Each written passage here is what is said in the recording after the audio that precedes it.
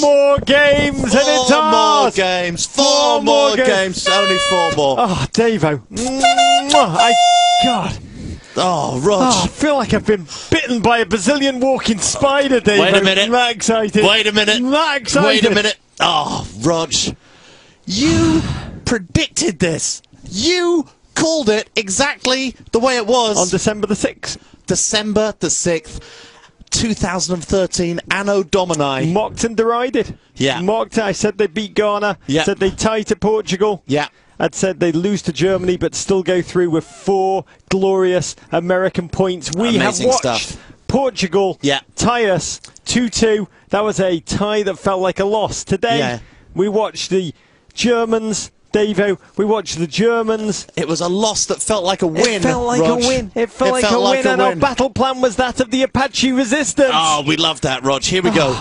And our battle plan will be that of the Apache Resistance. We will be cruel to the Germans, and through our cruelty, they will know who we are, and the German won't be able to help themselves but to imagine the cruelty their brothers endured at our hands, and our boot heels, and the edge of our knives. And the German will be second by us, Rog, and the German will talk about us, and the German will fear us. Maybe it's Quentin Tarantino who is writing the scripts for FIFA. Now, the only problem is we didn't really do anything to the Germans today, but let's not have that shots on goal are overrated, Davo. They are overrated. It's overrated. It's the result the US needed, Rog. Can I just tell you, go through 2 quick from the things group of death. To get out of the group of death with those opponents: Ghana, Portugal, Germany. With that travel, 9,000 clicks. With that heat, the trifecta of challenges. Jungle hot, swampy heat. To recover physically. Herrera moist today. To recover physically, to recover mentally, and to be alongside Germany, one of the 2 teams, Portugal, one of the 2 teams emerging from Group G. I think it's an unbelievable American sporting achievement. It is the miracle on ice, on grass. On wet ice. Wet, on very hot ice. On very hot ice. Rog, the soccer gods, and there are soccer gods, the soccer gods, friends of Tarico's, were with the US today. But let's not forget when the soccer gods have been not with the USA. We deserved the Yom Kippurs. We deserved American soccer history. We deserved the soccer gods to be on our side. Portuguese fans will complain, oh, we had so many chances to go and win the game. Ronaldo himself could have scored 5. A great man. And he and I are both going to become American citizens after today. We cursed him on SportsCenter. Ronald McDonald, Ronald Reagan, Ronnie Dunn of Brooks and Dunn. Ronald Washington. Cristiano Ronaldo. You are in the pantheon of great American Ronalds with today's performance, wouldn't you say, David? Yeah, right up there. Right up there. You delivered a blow for freedom and democracy. Yes, the Ghana goalkeeping could possibly be described as a little match fixy. Yeah, it was the second goal was just a little. It was just a little bit. Fixie. It was a kind of Spanish. It was a We're Brazilian banana not suggesting for one fixie. second that any Ghanaian players are taking money for match fixing. We're just saying that particular move. The finish was for the first match Portuguese goal. But that was it. Cristiano Ronaldo, you have scored one of the great goals in American soccer history. And I'll say, if you're not feeling the pleasure that we are feeling right, David, the football dance that we do. If you're not feeling like that right now, if you're not feeling like Ellen DeGeneres does on a daily basis, just tell yourself, imagine how you'd feel if these games were played in reverse order.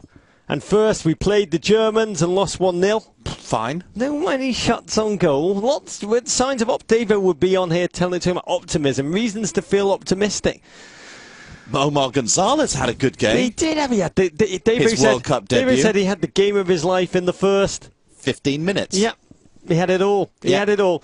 And then they went and played Portugal. And that was even with the miscue. And then in the second game, they went and played Portugal and tied. Courageously tied. Still hope, we'd say the headlines are.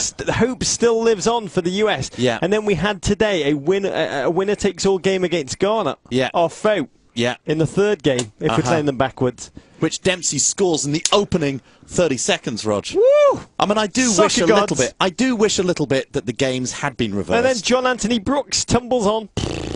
Would have been amazing. Would have been amazing. So let yourself feel like that. Give yourself the creative freedom of a Uruguayan captain. Diego Lugano sees reality very different, as we will discuss, to other normal human beings. Oh, my word. Let's just have collective magical realism. Amazing. I'll say also, when I see Chicago, a city that I love, city that I first moved That image is amazing, Rog. When I see DuPont Circle, and I see it packed, another city I've lived in, Washington, D.C., a gorgeous city. When I see Kansas City thronging, I mean, just a city you haven't lived in yet. I'd like to. Yeah, I think it's beautiful. I love barbecue. The barbecue. I'm going to wear my. I actually have a Kansas Bryant's barbecue. I think it is a hat here that I will wear for the next game, the next America game. When I see it, Davo, I think of a quote of a man who, not really my cup of tea. He was an NFL quarterback, Jack Kemp. When.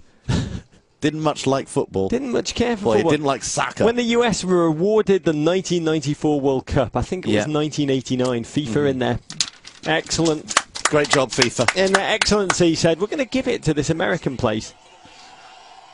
We're going to give it to and he said on the floor of Congress, Dave, do you want to read that? Jack Kemp, I think it is important for all those young men out there who someday hope to play real football that a distinction should be made, he declared. Football is democratic capitalism, whereas soccer is a European socialist sport. Yep. You know what I feel about European socialism, Rog. You know, I do not have a socialist bone in my body. Soccer is not socialist today. It is not a Euro-socialist sport. It has become American, Rog. As Dana Plato and different strokes today. As American as that. As Anthony Michael Hall, weird science era. And how appropriate that it was John Boy, Rog. That's one of my favourite. Do you remember the Waltons? Do you remember watching the Waltons growing up? Good night, John Boy. That John Boy scored that own goal that started turning that Ghana-Portugal game into a complete game of tiny Just bananas. got an email from my mum. Yeah. Oh, just email me. Mrs. B? The elder Mrs. B? Valerie Bennett. Yeah. So sad for your team, exclamation mark. We've been thinking about you all day. So sorry you lost and are now out, but just think how bad England are and how much your team have done their country proud. Yeah, your mum hasn't really been following this World Cup as closely as you would have wanted. Yeah, but thanks, Mum. Yeah, great day. It's a great day for America. Thank you, Valerie. I'd say, Dave, it's a great day for American sport. Yeah. In all sincerity, this achievement to get out of Group G, to get out of this group of death. I was in Frankfurt with Jürgen Klinsmann when I started making the Inside movie. Yeah. And the first day we were there, he met with the German press. And he spoke in German to the German media who wanted to talk only about the German game. While he was wearing the US blazer and talking about leading this American team onto the field against Germany. And he looked them in the eye and he said, kind of with a very thin smile, he said, we're going to create some noise. We're going to shock the footballing world. He said, a big power will go out of Group G. And it will not be Germany, was what he said. And it's come to pass. And he has taken, I think, an incredible amount of flack for his decision-making as he went from the 30 flack, 23 huge flack. I mean, today, mixing it up again, Dave. Well, let's just say Omar Gonzalez. Omar Gonzalez, I thought, had a fantastic game. I mean, Germany were as good as we knew they were going to be. Created a lot of chances, but not so many great chances because there were so many great tackles. There was resolute defending at the back, and I thought Omar Gonzalez showed a lot today. We were a little shocked in the shuttle on the way over here to the ESPN compound today that Jeff Cameron was dropped. But as Super Julie Foudy said to us, Jürgen Klinsmann is not a man who's afraid to make the big decision. That was a big decision. Like, he's been making. Right. I just want to finish my point, which is he's been making big decisions all the way through the past 4 months. Huge risk-taking decisions that, frankly, put his own neck on the block each time. Every time he's put his neck on the block, particularly the Landon Donovan decision. And to get this team out of Group G, those opponents, that travel schedule, that heat, that climate, I think is a truly remarkable American sporting feat. I'll leave it to you, the listener, who understands the pantheon of American sporting achievements, where this kind of Cool Runnings escapade fits into that. But I cannot exaggerate how remarkable it is that this US team, when nobody gave them that positive. Even Nate Silver, the great Nate Silver, the phrenologist, who now says, per our match predictor, the US have a 42% chance of winning its round of 16 match if it advances. 50 in second place. They're going to be playing Belgium. I just want to say, you keep changing your SPIs game to game. Davo said that's like, what did he compare? Well, I mean, here's the thing about our cupcake. 39.9% you said we don't take another bite of our cupcake when the US go 1-0 up. We don't take another bite of our cupcake when Ghana equalise. We don't take another bite of our cupcake when we're down 1-0 to Germany. Our cupcakes, they are like true science, Roger. Yeah, they are science. They're not true science. They are. Let's just be. And we don't have to qualify it, David. They are science. What they are, and the cupcakes don't lie. Is all I will tell you. And they don't change their mind. They don't change their mind. So remarkable coaching. Yeah. I mean, you look at your kind of Mount Rushmore, your Dean Smiths, your Red Auerbachs, your Pat Summits, all those amazing Joe Torre, all those guys in there. To me, Herb Brooks. To me, what Jurgen has done places him as a great American coach to take this team at this time in this World Cup through. I think straight up, seriously, it is a remarkable achievement that deserves unbelievable respect. And Rog, what I would say, which is what I am most encouraged about and what I am most optimistic about, both in the short term, but even more so in the long term, of American soccer and this team, is that we've seen the emergence. Let's face it, Michael Bradley, who we said was the US getting out of this group was going to ride on Michael Bradley's shoulders. Michael Bradley has not really had a great game so far. It's been a bit like watching Jamie Lannister when he lost his sword hand. It wasn't Dempsey today who carried the team through this game. We have seen the emergence of new stars. Jermaine Jones, Carl Beckerman, and we'd say today, Omar Gonzalez, an absolutely fantastic performance from the young man. Tim Howard, reliable as ever. He probably is kicking himself a little bit on that German goal because he's a perfectionist. He's that kind of a man. But a phenomenal performance from him. Some great saves, great positioning. Always hard to score against. Just really, it's the emergence of new players. That's what I find most encouraging about this US team. I mean, talking through the game, the conditions, Dave, in Recife, I mean, it was like the shots out this morning from every journalist who is there. It was like watching, like they were kind of flooding the soundstage for a remake of Das Boot 2. Noah, a great flood is coming. We build a vessel to survive the fall. We build an ark. Illa, this is the end of everything, Noah. Noah, it's the beginning of everything. And so it proved to be. They played the game. They took to it. The big question came in early from the US fans got there, Rog, which was amazing. The US fans got to the game. They got through the rain. They abandoned vehicles. They got there. Amazing stuff. At Von Herf, with the big question of the day, at Men in Blazers, question of the day, does Wet Klinsmann outperform Wet Herrera?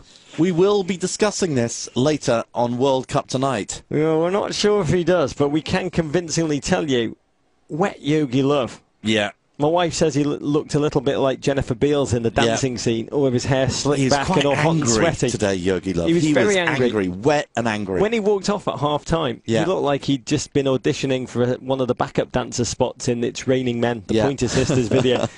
But we went into this game, I have to be honest, I have not slept in 3 He looks days. like German Don Draper to me. Is that German being not quite so good-looking whatsoever, and a little, the cigarettes have taken their toll, you think? Yeah. Season 6, Don Draper. So, going into this game, not slept in a while. Still need sleep. Very anxious this morning, Rog. My nipples are radioactive. Very anxious this morning. Yeah, I was very worried when I saw the lineup, having spent time with Omar. And Omar, really, I mean, you can see his story is that he was one of the stars of this team, a young star that came through early in qualifying. And Jurgen has been very overt. And Omar told me himself, he said, 6 months ago, Jurgen called him up and said, Omar, you used to be here.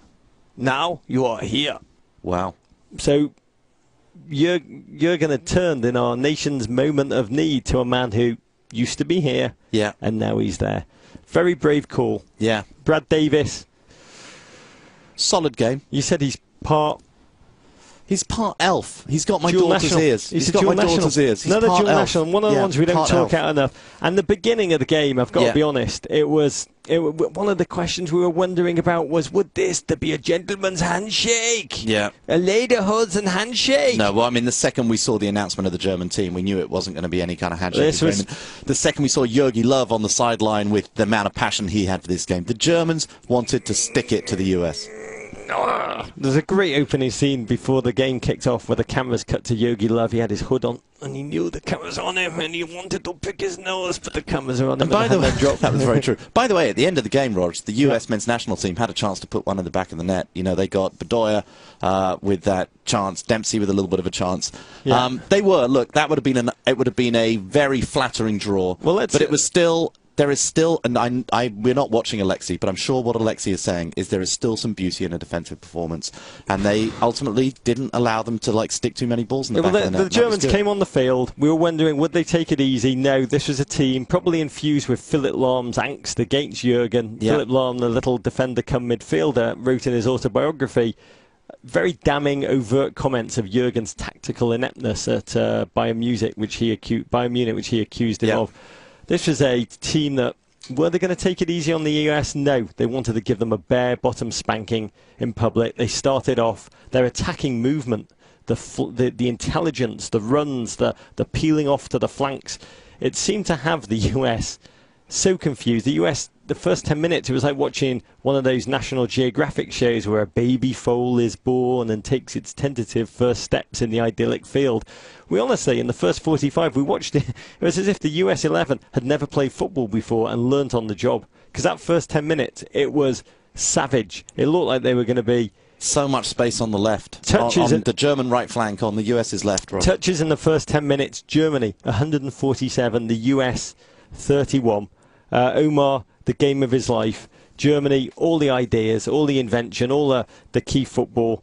At real fake Sam Dunn, not so high on Beckerman early. Great tweet at Men in Blazers. Beckerman yourself before you recommend yourself. But then the nice news is, Zusi went a little bit all cool runnings. He had his little moment. You want him to change his haircut in the elimination round. I think he's got to rock a side pony, Susie, before it's all done. Yeah. He's right now going for the sort of, he's going for the, is it a low pony? Is it a mid pony? Don't quite know what it is. I'd love to see him rock a side pony. That would be a confident move. What do you think? I mean, we should probably ask a guest in a second this question about what has gone on with Michael Bradley. We will save that question. Yeah. But then Germany, half-time change was a real Wendepunkt, bringing on closer, gave their attack a focal point that it kind of lacked in the first half. Yeah. And you felt the goal coming. What a finish, by the way, by Muller. Amazing. I don't like the low socks, Rog. I don't enjoy. I don't think it's in the spirit of the game, those low socks, but it's a great finish. An instinctive finish, a muscle memory finish, the kind of finishing that we don't have very often in a US shirt. Possibly Aaron Johansson is the most instinctive finisher that we have. Yeah, it is the World Cup of side netting, both inside the net and outside the net, Rog. Oh! Super Julie Foudy. Here she is. Julie Foudy, here we go. I'm so glad you're here, Super Julie Foudy. She is. I don't like to be hyperbolic, and I don't like to exaggerate, but we have the privilege of having in this room the single person who is probably most responsible for the US's victory. Because, what did you do today, Julie, that you didn't do in the last game? What did you do today? I came to the couch. I went to the couch. And you sat in position. The same position. You assumed the position, sat in the same position. We played a 2 formation on the couch, didn't we? Yeah. Played a 2. Davo on the left wing. I love the left wing. I love the left wing. I always cut inside. On the left wing. Always cut inside. But my left foot's a little bit better than you would imagine. We are honoured to have you. I didn't make that mistake twice. We are honoured to have you. Yeah. Because you are, I was going to say self-proclaimed, but I think it's Roger and Davo proclaimed. In your style, the first woman to play in MLS. You were the Michael Bradley to that great US team that we watched. So can you come in and explain watching him? My mother been talking to you again? What, as we always speak to her, she gives us all of our notes. Roger's mother, by the way, has already sent him an email saying sorry that the US didn't make it through. She mourns very... She doesn't understand the group. She's already sent him an email. Yeah. Can we straighten her out. Can we... Oh, such a great day to be American. Yeah. Can we ask you... You're becoming an American citizen, Rog. I am becoming an American citizen. Was that get through? That gets through. Yeah. Just get you through. are becoming an American citizen, Rog. I am now. Thank you, America. You and better John passport Boyd. Kid Rock, if you're listening, I want you to swear me in. I want this to be the most American swearing-in citizenship thing of all Yeah, time. you and John Boy of Ghana. You're going to have it fast-tracked, Ronaldo, Cristiano Ronaldo, Maybe the my three of hubby. us. And Julie Fanny's husband. Here's a question for you.